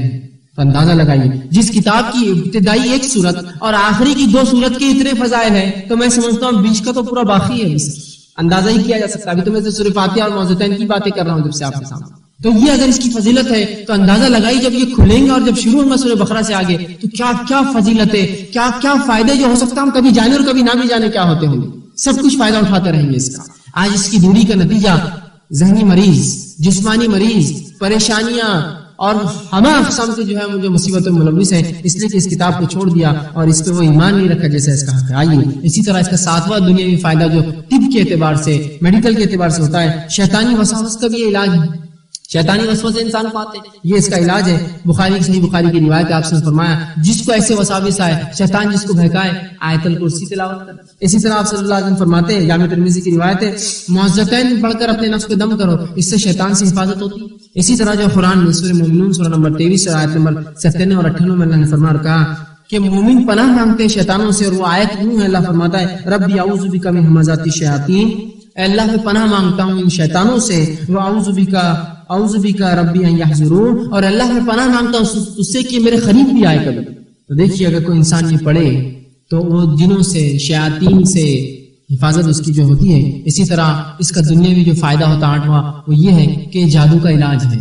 اگر کسی شخص کو جادو ہو جائے تو اس کے مخصوص آیتیں جو قرآن کی نبی اکرم صلی اللہ علیہ وسلم پڑھتے تھے اور دیگر صحابہ سے ثابت ہے, اگر ہم پڑھیں تو اس سے یہ بھی علاج ہوتا ہے. تو پہلا جو فائدہ دیکھیے قرآن کا, اس کی فضیلت, یہ ہدایت کی کتاب ہے. دوسری فضیلت, یہ کتاب شفا بھی ہے, جو ہے جسمانی بیماریوں کا علاج ہے اور روحانی بیماریوں کا علاج ہے. آئیے تیسرا اس کا فائدہ دیکھیے, قرآن رحمت ہے مومنین کے لیے.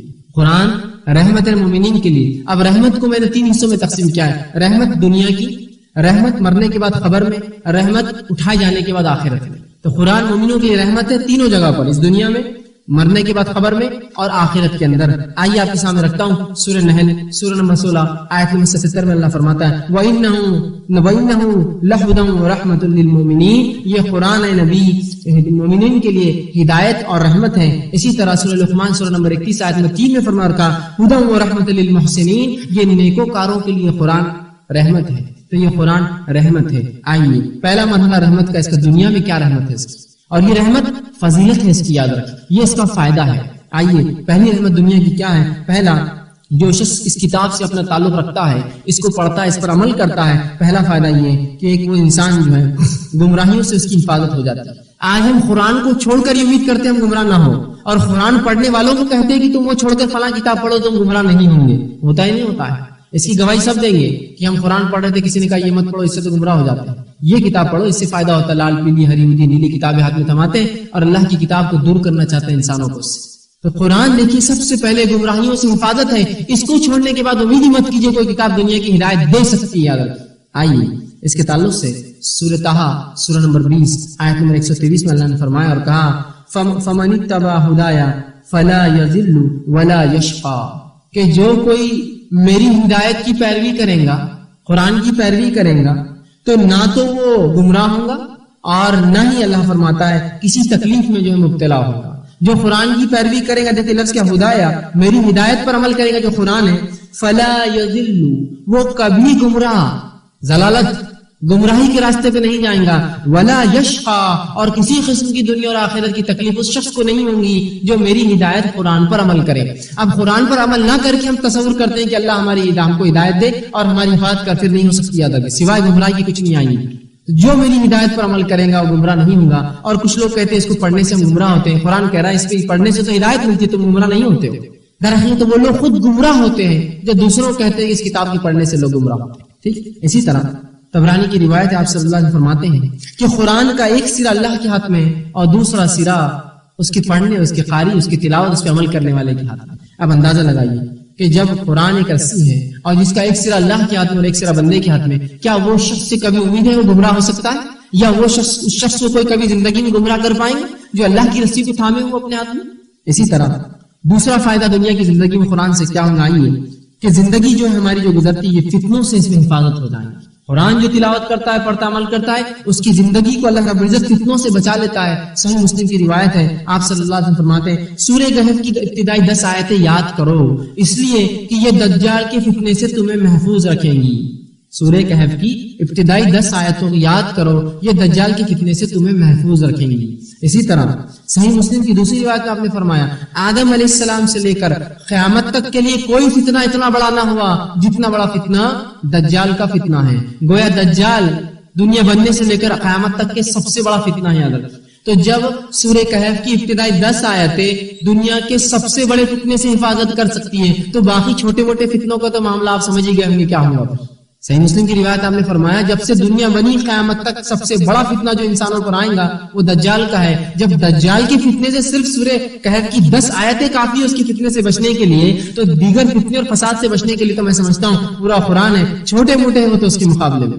تو قرآن جو شخص پڑھتا ہے دنیا میں جو ہے فتنے اور فساد سے بچتا ہے۔ تیسرا فائدہ دنیا بھی آئیے، آفات سماوی، بلاؤں، مصیبتوں، زلازل، زلزلوں سے اور باڑھ سے ایسی قسم کے قحط سالی سے انسان کی حفاظت ہوتی ہے۔ آئیے ایک مرتبہ یوں ہوا، نبی اکرم صلی اللہ علیہ وسلم کے تعلق سے آتا ہے، سنن ابو داؤد کی روایت ہے، ایک صحابی کہتے ہیں حضرت عقبہ رضی اللہ عنہ کہ ہم نبی اکرم صلی اللہ علیہ وسلم کے سفر میں تھے، اچانک بادل آ گئے، اندھیرا چھا گیا، تیز آندھی چلنے لگی اور بالکل طوفان جیسا ماحول ہو گیا۔ آپ صلی اللہ علیہ وسلم کو ہم نے دیکھا، آپ صلی اللہ علیہ وسلم نے جو ہے اللہ میں پناہ مانگنا شروع کر دی، اللہ سے حفاظت طلب کرنا شروع کر دی، مانگا، اور اس کے بعد آپ صلی اللہ علیہ وسلم معوذتین سورہ فلق اور سورہ ناس پڑھنے لگے اور فرمایا معوذتین کے ذریعے اللہ سے پناہ مانگو، کسی پناہ مانگنے والے کے لیے ان 2 صورتوں سے زیادہ جو ہے بہتر کوئی نہیں۔ یاد رکھیں فوراً اللہ میں پناہ مانگی اللہ کے رسول نے، اور پناہ مانگنے کے لیے تو پتہ چلا آفتوں، زلزلوں، مصیبتوں کے اندر ایسے وقت میں ہمیں چاہیے کہ ہم سورہ فلق اور سورہ ناس کی تلاوت کریں، یہ ہمیں ان تمام سے محفوظ کرتا ہے۔ وہ دنیاوی آفتیں جو آسمان کے ذریعے آ سکتی، زمین سے آ سکتی، ہواؤں کے ذریعے آ سکتی ہے، قرآن اس سے بھی حفاظت کرتا ہے۔ آئیے اور فائدہ کیا ہے اس کا؟ چوتھا فائدہ، جو شخص قرآن پڑھتا ہے، اس پہ عمل کرتا ہے، اس کے مطابق زندگی گزارتا ہے، اللہ تعالیٰ اس کے رزق میں فراوانی دیتا ہے۔ کون نہیں چاہتا رزق میں فراوانی اور برکت ہو؟ ہمارے میرے اور آپ کے رزق بڑے، جو کماتا ہوں اس میں برکت آئے۔ تو جو قرآن پر عمل کرتا ہے، اس کے مطابق زندگی گزارتا ہے، رزق میں فراوانی ہوتی ہے۔ اللہ رب العزت فرماتا ہے سورہ مائدہ سورہ نمبر 5 آیت نمبر 66 میں کہتا ہے وَلَوْ أَنَّهُمْ أَقَامُوا التَّوْرَاةَ وَالْإِنْجِيلَ وَمَا أُنزِلَ عَلَيْهِم مِّن رَّبِّهِمْ لَآكُلُوا مِن فَوْقِهِمْ وَمِن تَحْتِ أَرْجُلِهِمْ۔ اللہ فرماتا ہے، اور یہ آیت اہل کتاب یہودیوں کے لیے آئی تھی، اللہ نے یہودیوں کو خطاب کر کہا اگر یہ یہودی توریت پر قائم رہتے، توریت کے مطابق عمل کرتے اور انجیل پر عمل کرتے، اور اے نبی جو آپ پر اترا اس پر عمل کرتے، تو آپ دیکھتے ہم ان کو کھلاتے ان کے اوپر سے اور ان کے نیچے سے، ان کو رزق دیتے آسمانوں سے اور زمین سے، اگر یہ ایمان لاتے اور توریت کے مطابق عمل کرتے اور انجیل کے مطابق عمل کرتے اور قرآن کے مطابق عمل کرتے، تو آپ دیکھتے ہم انہیں کھلاتے، یا سیدھا لفظ ہے کھانے کا، ہم انہیں کھلاتے، روزی دیتے ان کے اوپر سے اور ان کے نیچے سے، آسمان و زمین سے ان کو روزیاں دیتے، اگر یہ اس کتاب کو تھام لیتے۔ اگر یہودیوں کو اس کتاب تھامنے کا یہ فائدہ ہے تو یقیناً مسلمانوں کے لیے بھی آئے تھے، اگر ہم بھی اس کتاب کو تھامیں تو اللہ آسمان و زمین سے ہمیں روزیاں کھلائیں گے۔ وہ کیسے، وہ اللہ ہی جانتا ہے، اور جس نے اس کے فائدے اٹھائے، جس نے اس کو دیکھا ہے وہی جانتا ہے کیسے اللہ کھلاتا ہے ایسی روزیاں۔ اسی طرح جو ہے کوئی شخص اگر قرآن کے اوپر عمل کرے تو اس کی فضیلت جو 5ویں دنیا کا فائدہ وہ یہ ہے، سیاسی عروج اور غلبہ انسان کو ملتا ہے۔ جس قوم نے اس کتاب کو تھاما، اس کے مطابق ان کی زندگی رہی، ان کو اللہ رب العزت نے سیاسی عروج اور غلبہ دیا، وہ ہمیشہ غالب ہے دنیا پہ، اور جو ہے لوگوں کے اوپر جو حکومتیں کی، جس کے تعلق سے مسلم کی روایت ہے، صحیح مسلم کی حدیث آپ صلی اللہ علیہ وسلم فرماتے ہیں اللہ اس کتاب کے ذریعے بعض لوگوں کو عروج عطا فرماتا ہے اور بعض کو اسی کے ذریعے رسوا اور ذلیل کرتا ہے۔ اللہ بعض لوگوں کو اس کتاب کے ذریعے عروج دیتا ہے اور بعض کو ذلیل۔ مطلب کیا ہوا؟ مطلب یہ کہ جو اس پر پڑھیں گے، اس پہ عمل کریں گے، ان کو اللہ دنیا میں عروج دیں گا، جو اس کو پڑھ کر اس پر عمل نہیں کریں گے اللہ ان کو اس دنیا میں ذلیل اور خوار کرے گا۔ اندازہ لگائیے۔ اسی طرح دنیا کا چھٹا فائدہ یاد رکھیے اس سے کیا ہوگا کہ رات کے شر اور فتن اور خطرات سے انسان کی حفاظت ہوتی ہے قرآن پڑھنے والے کی۔ رات کے جو شر ہوتے ہیں، فتنے فساد ہوتے ہیں، رات جو ہے ظاہر سی بات ہے جن شیاطین عام ہو جاتے ہیں، اس سے بھی حفاظت ہوتی ہے۔ صحیح بخاری کی حدیث ہے، آپ صلی اللہ علیہ وسلم فرماتے ہیں جو رات سوتے وقت آیت الکرسی پڑھ کر سوئے، صبح تک ایک فرشتہ اس کی حفاظت کرتا ہے۔ دیکھیں کیسی فضیلت ہے اس کلام کی کہ اگر رات پڑھ کر سوتا ہے آیت الکرسی تو صبح تک فرشتہ حفاظت کرتا ہے، یاد رکھیے۔ ٹھیک ہے، تو یہ بھی اسی طرح آپ نے فرمایا جو شخص رات سورہ بقرہ کی آخری 2 آیتیں پڑھ کر سوئے، یہ آیتیں اس کے لیے کافی حفاظت کے اعتبار سے، اور اگر مر بھی جائے تو یہ اس کے آخرت کے اعتبار سے کافی ہو جائیں گے، اس کی مغفرت کے اعتبار سے کافی ہو جائے۔ اندازہ لگائیے جس کلام کی 2 آیتیں یہ تاثیر رکھتی ہو، پورا کلام پڑھنے والا اور عمل کرنے والے کی زندگی کیسی ہو۔ اسی طرح 7واں فائدہ جو دنیا میں اٹھاتے ہیں اس قرآن کا، جو فضیلت ہے، خیر و برکت کا حصول ہے قرآن، یاد رکھیں۔ صحیح مسلم کی روایت ہے، آپ صلی اللہ علیہ وسلم فرمائے سورۃ البقرہ پڑھا کرو، اس کا پڑھنا باعث برکت اور چھوڑنا باعث حسرت ہے۔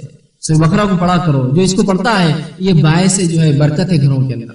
آج ایسے کتنے گھر ہیں جو سورۃ البقرہ پڑھتے ہوں گے، یا کتنے گھر ہیں جن میں قرآن پڑھا جاتا ہوں گا؟ بہت ممکن ہے کہ بہت کم لوگ ہو جو کہے کہ ہم پڑھتے ہیں، یا جو کچھ بھی پڑھتے ہیں وہ مخصوص بس صورتیں پڑھ کے معاملہ ختم کر دیتے ہیں۔ یہ پوری کتاب کو پڑھنا ہے، ہمیں یاد رکھیں۔ اسی طرح 8واں اس کا فائدہ یہ ہے، مصائب اور دنیا کے رنج اور غم سے حفاظت ہوتی ہے، یاد رکھیں جو قرآن پڑھتا ہے۔ اور سنن ابو داؤد کی روایت ہے، آپ صلی اللہ علیہ وسلم فرماتے ہیں جو شخص 3 مرتبہ سورہ اخلاص، سورہ فلق اور سورہ ناس تلاوت کریں گا، اللہ رب العزت کو ہر طرح کی مصائب اور غم سے محفوظ رکھیں گا۔ ہر قسم کی دنیا کی مصیبتوں سے اور غم سے ایسے انسان کو اللہ دور رکھتا ہے جو سورہ اخلاص، قل اللہ احد، قل اعوذ برب الفلق اور قل اعوذ برب الناس، یہ 3 صورتوں کو 3 بار پڑھ کر اپنے نفس کو دم کرے، اللہ اس کو جو ہے مصائب دنیا کے غم اور رنج سے دور کرتا ہے۔ اسی طرح مسند احمد کی روایت ہے، آپ صلی اللہ علیہ وسلم فرمایا جو شخص اللہ سے قرآن تلاوت اور سماعت کے ذریعے قرآن مجید کو آنکھوں کا نور اور دل کا سرور بنانے کی دعا کرتا ہے۔ ایک شخص ہے جو قرآن پڑھتا ہے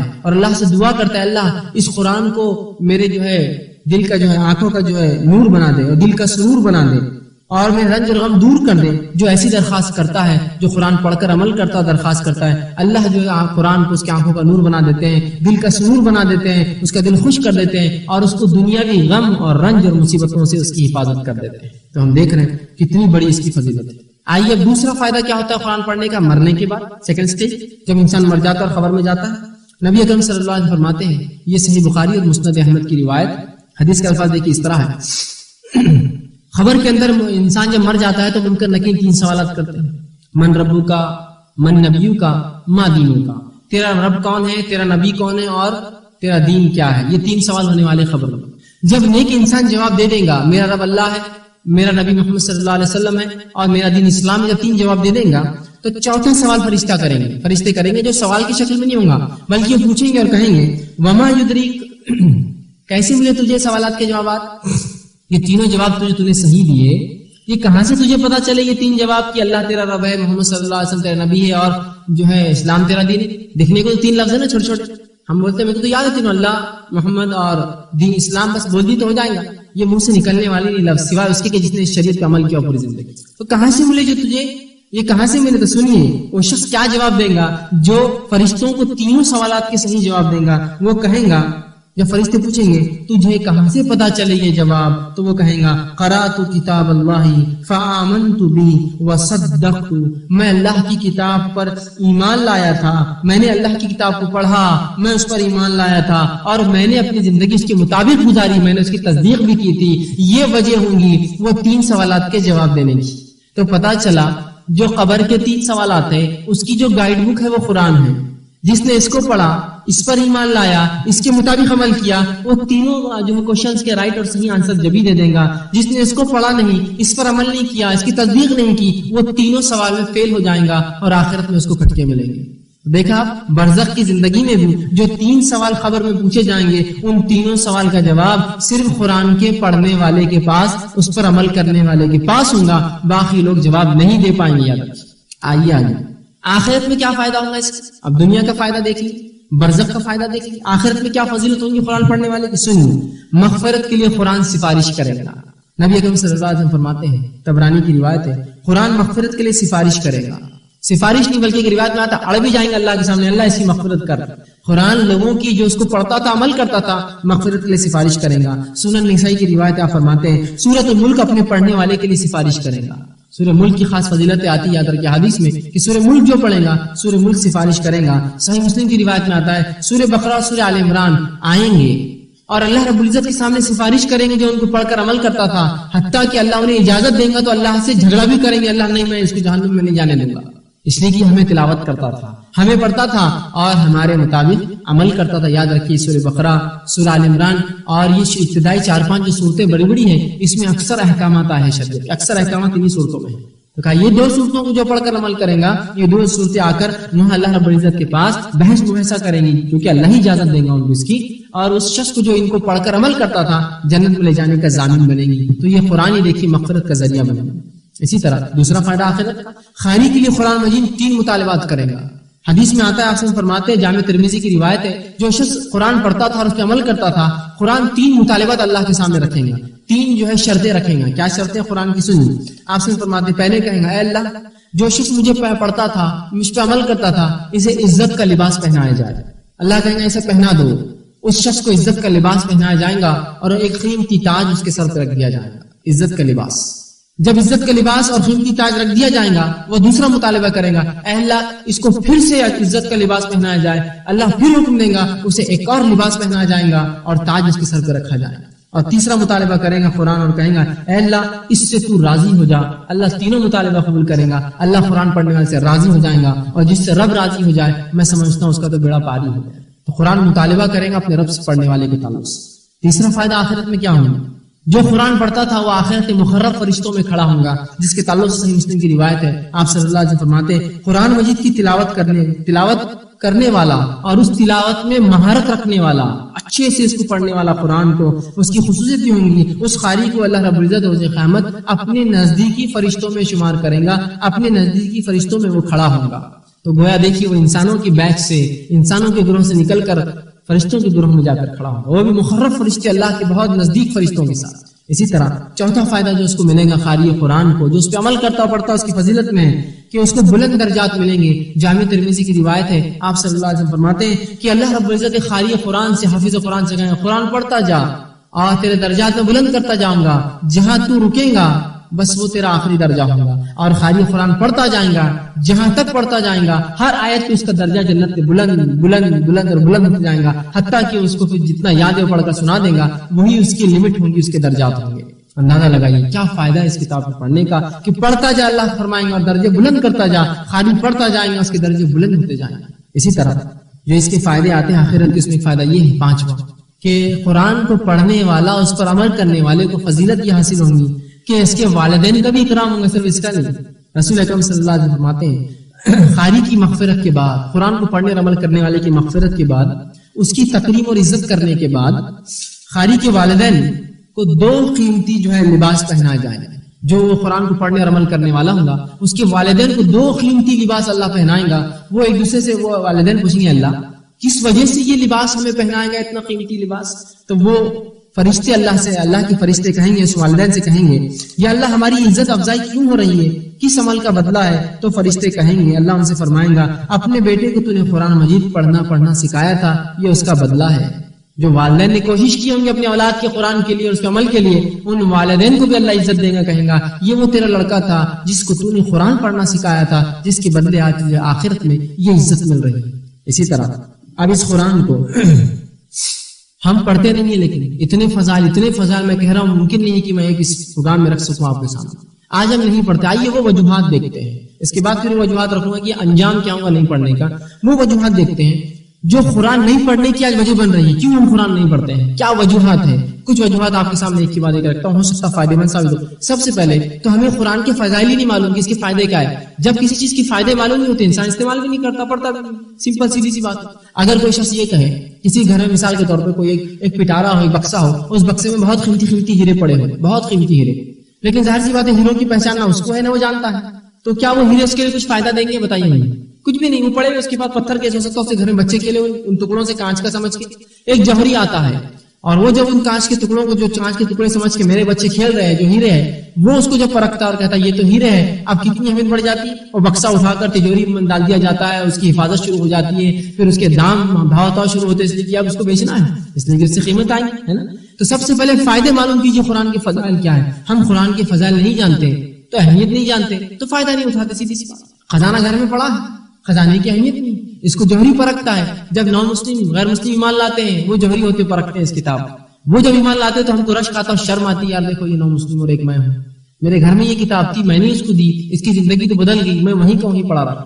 تو جوہری جانتا ہے، اس کے فضائل جانیے، اس کے فضائل جاننے سے اس کی اہمیت معلوم ہوگی، اس کی اہمیت معلوم ہونے سے اس پہ عمل کرنا آسان جائے گا اور ڈٹ کر ایک مسلمان عمل کرے گا۔ تو سب سے پہلی وجہ قرآن سے دور ہونے کی، اس کے فضائل، اس کی اہمیت ہم کو نہیں معلوم ہے، یا ہم نے اس کی اہمیت جانی نہیں، سوائے لپ سروسز کے، خالی جس کو کہیں گے لفظ ہاں قرآن بڑی کتاب ہے، اہم کتاب، بس اس کو جانی نہیں۔ دوسری چیز ہے جو وجہ بنتی ہے لوگوں کے قرآن سے دور ہونے کی، وہ یہ ہے والدین کی لاپرواہی اولاد کی تربیت میں۔ سب سے بڑی وجہ ہے، سب سے بڑی وجہ ہے۔ حالانکہ اللہ رب العزت نے سورہ تحریم سورہ نمبر 66 آیت میں 6 میں حکم دے چکا ہے، یا ایھا الذین آمنوا قوا انفسکم واہلیکم نارا، اے وہ لوگوں جو ایمان لائے اپنے آپ کو اور اپنے اہل و عیال کو جہنم کی آگ سے بچاؤ. یہ آیت ہم بار بار پڑھتے ہیں. کیوں کوشش نہیں کی پھر والدین نے اپنے بچوں کے لیے؟ بچوں کو جو ہے بڑے بڑے اسکولوں میں ڈالتے ہیں، ڈالیے، اچھی بات ہے، میں خلاف نہیں ہوں تعلیم کی، ڈالنا چاہیے، اچھی بات ہے. آپ نے ایک سے ایک زبانیں سکھائی، اس کو انگریزی سکھائی، ہندی سکھائی، مراٹھی سکھائی، اردو سکھائی، یہ بہت اچھی بات ہے. اس سے انسان کو حلال روزی کمانے میں مدد ہوتی ہے اور وہ جو ہے انسان دوسرے انسانوں کو دعوت اسلام دے سکتا ہے ان زبانوں میں، اچھی بات ہے. لیکن صرف نہ سکھایا تو وہ نہ سکھایا جو اللہ کی کتاب تھی. نہیں، ابھی تو بچہ انگلش میڈیم میں ہم نے ڈال دیا، بہت بوجھ ہو رہا ہے اسے پڑھائی کا، لہٰذا اگلے سال ہم عربی ڈالیں گے، اس کو قرآن سکھائیں گے. اگلا سال 10ویں اور 12ویں تک بچے آ جاتے ہیں، ان کو قرآن پڑھنا نہیں آتا، اس لیے کہ والدین میں تو اتنا بوجھ ان پر، سائنس پڑھ رہا ہے، انگریزی سے پڑھ رہا ہے، انگلش پڑھ رہا ہے، فلاں ہے، وہ نہیں کر سکتا. یہی بچہ ڈاکٹر بن رہا ہے، انجینئر بن رہا ہے، لائر بن رہا ہے، اسی طرح جو آرکیٹیکٹ بن رہا ہے، اور پتہ نہیں کن کن شعبوں میں مہارت حاصل کر رہا ہے، بڑا مینیجر بن رہا ہے، لیکن کچھ نہیں آتا ہے اس کو. انگریزی بول رہا ہے، انگلش بول رہا ہے، تو کوئی آسٹریلین جو ہے ایسنٹ میں بول رہا ہے، تو کوئی جو امریکن اس میں بول رہا ہے، تو کوئی فلاں اس میں بول رہا ہے، سوائے نہیں آتا ہے تو اللہ کا کلام اس کو پڑھنا نہیں آتا ہے. والدین کی سب سے بڑی کوتاہی اس کے اندر. اور آئیے یہ بات بھی میں رکھ دیتا ہوں، سورہ زمر سورہ نمبر 39 آیت 15 میں اللہ نے کیا بات فرمائی. اگر والدین سمجھ لے یا ذمہ دار سمجھ لے تو بہت اچھی بات. اللہ فرماتا ہے قل ان الخاسرین الذین خسروا انفسهم واهلیہم یوم القیامہ. اے نبی سن لو، روز قیامت جو سب سے بڑے خسارہ اٹھانے والے لوگ ہوں گے وہ کون ہوں گے معلوم؟ اللہ فرماتا ہے جو روز قیامت سب سے بڑا خسارہ اٹھانے والے لوگ ہوں گے وہ کون گے؟ الذین خسروا انفسهم واهلیہم یوم القیامہ. وہ لوگ ہوں گے جس نے اپنے نفس کو اور اپنے اہل و عیال کو خسارے میں ڈال دیا. سب سے خسارے میں جو لوگ قیامت کے روز ہوں گے وہ کون ہے؟ جس نے اپنے نفس کو بھی دور رکھا ہدایت سے اور اہل و عیال کو بھی جو خسارے میں ڈال دیا. یہ سب سے بڑا خسارے والا آدمی ہے نا. صحیح بات ہے نا کہ ایک آدمی خود بھی جہنم میں جا رہا ہے، اس کی بیوی اور بچے سب جا رہے ہیں، پورا خاندان چلا گیا، خسارہ ہے. کم از کم کچھ لوگ خاندان کے جنت میں جاتے تو اس کو کم از کم ایک آس تو ہوتی کہ جنت میں کوئی میرے لیے سفارش کرے گا. یہاں تو پورے خاندان خسارے میں. اس نے کہا اے نبی آخرت میں خسارے میں جو لوگ ہوں گے وہ ہوں گے جس نے اپنی نفس اور اہل و عیال کو جہنم میں ڈال دیا. مطلب ان کی ویسی تربیت نہیں کہ اس لیے کہ اللہ تو حکم دے چکا ہے یا ایھا الذین آمنوا قوا انفسکم واہلیکم نارا. اپنے آپ کو، اے لوگوں جو ایمان لے اپنے آپ کو اور اپنے اہل و عیال کو جہنم کی آگ سے بچاؤ. نہیں بچایا، سب سے بڑے خسارے والے لوگ. تو دوسری سب سے بڑی وجہ آج ہماری نسلوں کی اللہ کے کلام سے دور ہونے کی وہ ہے کہ وہ جو ہے والدین کی تربیت نہیں آتا. اور اس حد تک کہ ایسے کئی اکثر لوگ ملتے ہیں جو اللہ کے کلام کو پڑھنا بھی نہیں جانتے. چلیے ہم کو سمجھ میں نہیں آتا، ہماری زبان نہیں ہے عربی، پڑھنا ناظرہ یہ بھی نہیں آتا، پھر اب ہم کیا جواب دیں گے، کیا منہ دکھائیں گے؟ کہ اگر کوئی مجھ سے یہ کہہ دے کہ اگر فلاں سوسائٹی میں، ایک عام آدمی کی مثال جو سبزی ترکاری بیچتا ہے، اگر کوئی یہ کہہ دے کہ اگر اس سوسائٹی میں سبزی ترکاری بیچنا ہے جہاں لوگ بہت خریدتے ہیں، تمہیں جو ہے تھوڑی بہت انگریزی بولنا پڑے گی، انگلش، تو دیکھیے آپ وہ 4-5 دن 8 دن میں انگلش برابر الفاظ سیکھ کر وہاں جا کر جو ہے ان الفاظ کو جو کہ وہ ہندی میں بولتا تھا، ٹماٹے ہیں، گاجر ہے، مولی، ان کو جو انگریزی میں بولیں گے انگلش میں، جس کی بنیاد پر اس کا سیل بڑھ جائے گا. بولیں گے ہاں دنیا کا فائدہ ہوا تو میں نے انگلش سیکھ لی، لیکن آخرت کے لیے ہم عربی سیکھنے کو تیار نہیں. دنیا کا فائدہ ہو رہا ہے تو ہم برابر اس کے لیے بھاگ رہے ہیں، آخرت کے لیے کوئی تیاری نہیں ہے. ایسے ہزاروں کروڑوں لوگ اس امت میں جو اپنے رب کا کلام پڑھنا تک نہیں جانتے کہ ان کا رب کیا چاہتا ہے. ناظرہ جس کو کہتے ہیں، یہ افسوس اور شرم کی بات ہے. تیسری وجہ جو سب سے بڑی وجوہات میں سے لوگ کیوں قرآن سے دور ہوئی ہے، الفتن، فتنوں کی ماں. ٹی وی ایک وجہ ہے جس کی وجہ سے اللہ کے کلام سے آج ہم لوگ، یہ بہت بڑی فتنے کی جڑ ہے. یہ فیشن پرستی، یہ جو ہے برائی، بے حیائی، بے شرمی، زنا، بے پردگی، نوجوانوں کی بے راہ روی، پوری امت کا بگاڑ، ان تمام چیزوں کی وجہ الفتن. اس لیے میں نے اس کو نام دیا، یہ فتنوں کی جڑ اور ماں ہے. یہ ٹی وی نے سب کا بیڑا غرق کر دیا، سیٹلائٹ چینلوں نے بیڑا غرق کر دیا. اس لیے کہ جب 8 گھنٹے 10 گھنٹے 12 گھنٹے 3 گھنٹے 4 گھنٹے ٹی وی دیکھیں گے تو اللہ کا کلام کب پڑھیں گے بتائیے؟ کب موقع ملے گا؟ صبح اٹھا، بہرحال فجر ہوئی نہیں ہوئی، 9-10 بجے نہیں ہوشیار ہوئی، اس کے بعد کام کاج گیا، پھر وقت ملا تو ٹی وی، پھر شام میں آتا ٹی وی. اور کیا ہے دیکھیے اکثر لوگ جو ہے کام دھندا کرتے ہو ٹی وی دیکھتے، اس کے علاوہ زندگی میں کچھ نہیں. بلکہ اکثر ایسے ہیں جن کو بغیر ٹی وی دیکھے کی نیند بھی نہیں آتی. اسی لیے آج کل کمپلسریلی ہر ہوٹل کے اندر ٹی وی رہتا ہے. اس لیے نہیں کہ لوگ دیکھنا، اس لیے کہ سونا نہیں ہے ان کو، اس کے بغیر نیند نہیں آتی. ٹی وی چالو کر دیتے، سلیپ موڈ میں ڈالتے تو 1 گھنٹے بعد نہیں لگتی ان کو کچھ. اندازہ لگے ہی رہا ایسی حالت میں مر گئے، سمجھ لیجیے آپ، اٹھ نہ سکے. رسول اللہ فرماتے آدمی جس حالت میں مرتا ہے اسی حالت میں اٹھایا جائے گا. شہید مرے گا تو خون کے ساتھ، اس لیے شہیدوں کو غسل دیا جاتا ہے، وہ خون اس کا ٹپکتا ہوا ہوگا جب اللہ کے پاس اٹھے گا. روزے دار مرے گا تو روزے دار کی حالت میں اٹھے گا. طواف کرتے مرے گا تو احرام میں دفنایا جاتا ہے نا، جو لوگ طواف میں مرتے ہیں اس لیے کہ وہ حج کی حالت میں اٹھے گا. تو جو ٹی وی دیکھتے مرے گا اسی حالت میں اٹھیں گے، جو شراب پی کر مرے گا اسی حالت میں اٹھیں گے، جو نشے میں مرے گا اسی حالت میں مریں گے اٹھیں گے، جو زنا میں مرے گا اسی حالت میں اٹھیں گے. سیدھی سی بات. تو ٹی وی یہ بہت بڑی وجہ ہے جس نے آج امت کا بیڑا غرق کر دیا. کسی کام کے لیے امت کا اس وقت نہیں سوائے ٹی وی کی. چاہے بھی ٹی وی پہ آپ ڈرامے دیکھتے ہو، ٹی وی پہ آپ سنیما پکچر دیکھتے ہو، ٹی وی پہ آپ میچز دیکھتے ہو، چاہے ٹی وی پہ آپ گیمز کھیلتے ہو، کچھ بھی ہو، بیڑا غرق کر دیا اس نے. ام الفتن یہ جڑ ہے اللہ کی کتاب سے دوری کی آج. اس لیے میں بار بار کہتا ہوں جو لوگ اپنے گھروں کی اصلاح چاہتے ہیں اب ٹی وی کو اٹھا کر پھینک دے گھر سے تو ہی آپ کے گھروں کی اصلاح ہو سکتی ہے. ورنہ امید مت کیجیے آپ کبھی اپنی نسلوں کو اچھا نکال سکتے. امید ہی مت کیجیے, یہ خواب و خیال و گمان مت کیجیے. یہ چیز اگر ہوگی تو آپ کبھی اصلاح نہیں کریں. اس لیے کہ جب تک گندا پانی آتا رہے گا اچھا پانی اس ہاؤس میں نہیں بھرا جا سکتا جب تک گندے پانی کا راستہ نہ روکے آپ. یہ ٹی وی گندگی لاتا ہے اور آپ بولیں گے اب دین سکھاؤں گا, یہ سکھاؤں گا, شریعت سکھاؤں گا, فلاں. کیا سیکھیں گے بچے؟ دین اور شریعت آدھے گھنٹے کہوں گا, باقی 10 گھنٹے ٹی وی دیکھتے ہیں اور اسی سے سیکھتے ہیں کیا کرنا ہے اور کیا نہیں کرنا. ام الفتن ٹی وی تیسری وجہ ہے. چوتھی وجہ ہمارا نظام تعلیم, ایجوکیشن سسٹم. مسلمانوں نے کوئی ایجوکیشن سسٹم ہی نہیں بنایا اپنا کہ جس کے اندر عربی کی تعلیم اور بالخصوص قرآن کی تلاوت, اس کا ناظرہ, اس کی الگ الگ خیرتیں, اس کے تعلق سے علم دیا جائے. ایسا کوئی سسٹم تھا؟ یہ بہرحال الحمدللہ آج ایک 5-10 سال میں یہ ایک ہوا بنی ہے کہ ماشاءاللہ مکاتب ہر جگہ کھلے, ہر مسجد میں مدرسوں میں چل رہے ہیں. لیکن اس سے پہلے حالات دیکھیے اب نہیں تھے, کوئی سسٹم نہیں تھا اور آج بھی کوئی کمپلیٹ سسٹم نہیں ہے. ایک آدھا ادھورا ایک بھی سسٹم میں جو چلا رہے ہیں, ہم کوشش کر رہے ہیں اس کو تقویت دینے اور بڑھانے کی. ایجوکیشن سسٹم بنائیے ایسا کہ ایسا طبیعت کا نظم محلے اور سماج میں ہو کہ بچے نے قرآن سیکھنا ہی ہے بچپن میں. ایسا تعلیمی نظم کی کمی بھی ایک وجہ ہے. اسی طرح 5ویں جو وجہ ہوئی ہے جو اکثر لوگوں کے لیے وجہ بنتی ہے, بڑی عمر کی وجہ سے جھجک. اب میں بوڑھا ہو گیا, اب میں بڑا ہو گیا, میں 30 سال کا ہو گیا, میں 50 سال کا ہو گیا, قرآنیات آپ سیکھوں؟ کوئی شرم کی بات نہیں, کوئی شرم کی بات نہیں. جب صحابہ قرآن نازل ہوا, کوئی 60 سال کا ہے, کوئی 70 سال کا ہے, کوئی 80 سال کا, کوئی 90 سال کا. کسی نے بولا نہیں ہمیں کچھ سیکھنے میں شرم آتی. سب سیکھ رہے ہیں. تو جب فائدہ معلوم ہو جائے تو کسی عمر میں سیکھنا ہے, سیکھنا ہے نہیں سیکھنا. اگر کسی باپ کو یا کسی دادا کو یا کسی پڑدادا کو جو زندہ بول دیا جائے کہ تمہارا پوتا پڑ پوتا سگڑ پوتا تم سے بات کرنا چاہتا ہے لیکن وہ امریکہ میں رہتا ہے اور موبائل پہ فون آتا ہے اس کو ایسا ریسیو کرنا, ایسا بات کرنا, تو وہ دادا جو کچھ نہیں کر سکتا, ہاتھ پر سب کانپتے, موبائل چلانا سیکھ لیتا ہے. اس لیے کہ اب اس سے اس کی پوتے کی بات ہوں گی, اس کے رشتہ داروں کی بات ہوں گی. تو کیوں اللہ کے لیے ہم یہ کام نہیں کر سکتے زائد عمروں میں؟ نہیں, میرے کو شرم آتی ہے یار, کیا کریں گے لوگ, ہنسنے دیجیے, ان کے دانت دکھیں گے, میرا کیا جا رہا اس نہیں. لوگ برا بولیں گے, بولنے دیجیے, ان کا مسئلہ ہے نا, میرا کیا جا رہا, میں تو سیکھ رہا ہوں. اور آخرت میں کیا یہ لوگوں کی ہنسی اور مذاق مجھے روک دے گا ہدایت سے؟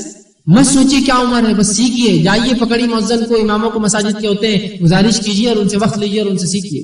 اس لیے کہ اگر آج بھی شرمائیں گے تو روز قیامت کی شرم میں سمجھتا ہوں زیادہ بڑی ہے آج کی شرم سے. آج 30 40 50 لوگوں کو معلوم ہوا کہ یار اتنا بڑا ہو گیا قرآن نہیں آتا, لیکن روز قیامت پورے انسان جمع ہوں گے, آدم علیہ السلام سے لے کر آخری بچہ, اور وہاں جب پتا چلے گا قرآن نہیں آتا, کروڑ ملین بلینس اور ٹریلینس لوگوں میں بدنام ہوگا. اس سے اچھا یہاں کی بدنامی لے لے 10-12 لوگوں کی. شرم اور جھجک وجہ بنتی ہے. جھجک مت رکھیے, شرم مت رکھیے, پڑھیے. اس لیے کہ کوئی عمر شرط نہیں ہے. کوئی انسان 60 سال میں ایمان قبول کرے تو کیا جھجک رکھیں گے؟ سیکھیں گے, بچے کے جیسا سیکھیں گے اس قرآن کو. اللہ کی کتاب سے یہی جستجو اور لگن ہونی چاہیے ہماری. یاد رکھیے 6ٹھی وجہ جو ہے جس کی وجہ سے ہم قرآن سے دور ہوتے ہیں وہ یہ ہے, دیگر کتب اور وظائف کو اتنا آپ نے محبوب بنا لیا, دوسری کتابوں اور وظائف کو کی قرآن کو چھوڑ دیا. وہ کیا پڑھنے کی ضرورت, یہ پڑھ لو, وہ کیا پڑھنے, وہ تو اس میں بھی تو قرآن ہے. دیکھیے قرآن ہے, کسی کتاب میں قرآن ہونا وہ قرآن نہیں ہوتا, یاد رکھیے مکمل. قرآن ہے اپنی جگہ. دیگر کتب اور وظائف 5 سورہ پڑھ لو, 9 سورہ پڑھ لو, 26 سورے پڑھ لو, 28 سورے پڑھ لو, وہ سب ہو سکتے قرآن, لیکن اصل قرآن کی اہمیت ختم ہو جاتی پھر یہ چھوٹی چھوٹی کتابوں سے. یا کچھ لوگوں نے تو قرآن کو سرے سے ہٹا ہی دیا, کہا یہ تو ضرورت ہی نہیں انسانیت کی ہدایت کے لیے, اس کے لیے تو فلاں کتاب ہی ہدایت کے لیے, اور اس کتاب سے ایسی محبت کرتے جیسے اللہ کی کتاب سے محبت کرنے کا حق ہے. اس کتاب کو وہ لگن سے پڑھتے ہیں جیسے اللہ کی کتاب سے لگن کا حق ہے. اس کتاب کو اتنی محبت رکھتے ہیں جیسے اللہ کی کتاب سے محبت کا حق ہے. اس کتاب کے لیے ایسی جان نچھاور کرتے ہیں جیسے اللہ کی کتاب کے لیے کرنا چاہیے. اس کتاب کو ایسا فروغ دیتے ہیں جیسے اللہ کی کتاب کو فروغ دینا چاہیے. اس کتاب کو اتنا عام کرنا چاہتے ہیں جتنا اللہ کی کتاب کو عام ہونا چاہیے. دیگر کتب اور